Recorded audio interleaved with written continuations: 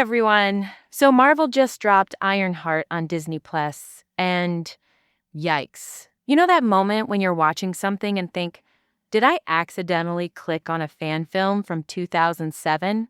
That's Ironheart, a series that had a ton of potential, some great tech ideas, and a lead character who could have been awesome. And yet somehow Marvel managed to trip over their own laser boots and faceplant hard.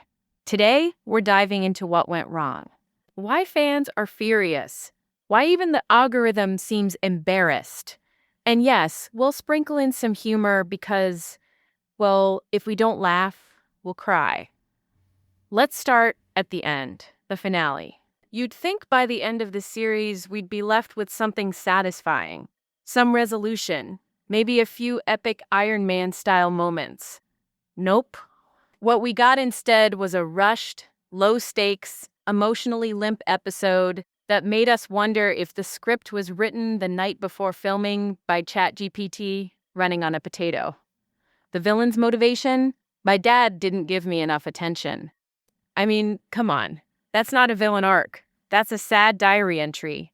Zeke Stain, yes, that's supposed to be the villain, goes from tech genius to emotionally unstable toddler with a missile launcher.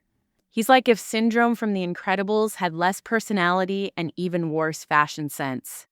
Now, let's talk about what people are calling it online, an iconic disaster. And that's not just YouTubers being dramatic. This show has the lowest audience scores of any live-action Marvel series. Lower than Secret Invasion, which at least had Samuel L. Jackson chewing scenery like a pro. This show is being dragged across Twitter, Reddit, YouTube, name it. The fans are just disappointed. They're confused.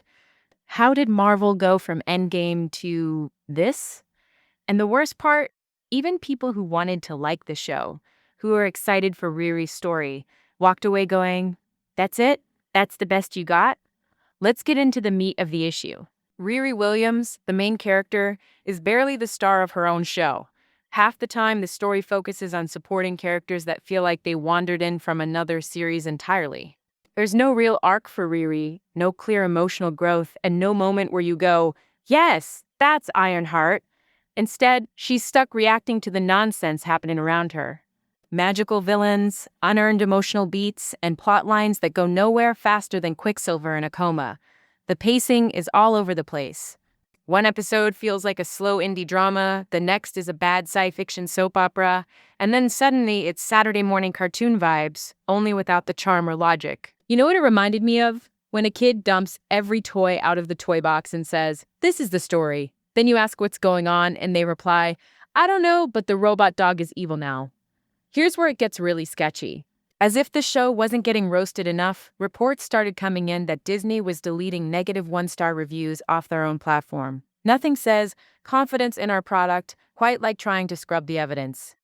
Imagine putting out a bad movie, then tiptoeing through the internet in the middle of the night like, shh, no one will notice if we delete the bad ones.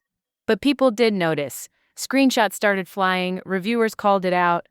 And suddenly, the scandal wasn't just that Ironheart was bad. It was that Disney was trying to gaslight the internet into believing it wasn't. If the House of Mouse has to resort to digital janitorial services, maybe the real villain here isn't Zeke Stain. It's quality control. Now look, some of you might say, who cares? It's just a show. But it's more than that. This was supposed to be Marvel's next big step, a bridge between Iron Man's legacy and the new generation. But instead of building a bridge, they tossed together some duct tape, glitter, and an AI-generated script and said, good enough. And don't even get me started on the overuse of woke talking points. Not because the values are bad, but because they were so badly written. It's like the writers Googled social justice buzzwords and copy-pasted them into every scene without actually writing a story around them. So, was Ironheart the worst Marvel series ever? A lot of fans seem to think so. Was it unwatchable? No, but it was disappointing, messy, and, at times, just plain lazy. It's the kind of show that makes you wonder if Marvel is burning out or just hitting a weird rough patch on their 10-year content marathon. Will they recover? Probably. They've still got Fantastic Four and X-Men in the pipeline, but if they don't start putting more heart into their shows, no pun intended, they might find the audience has already moved on. Thanks for watching. If you liked this breakdown, hit that like button, subscribe for more, and let me know in the comments what you thought of Ironheart. Or better yet, tell me what villain backstory would have made more sense than my dad ignored me. Bonus points if it involves space goats or malfunctioning AI toasters.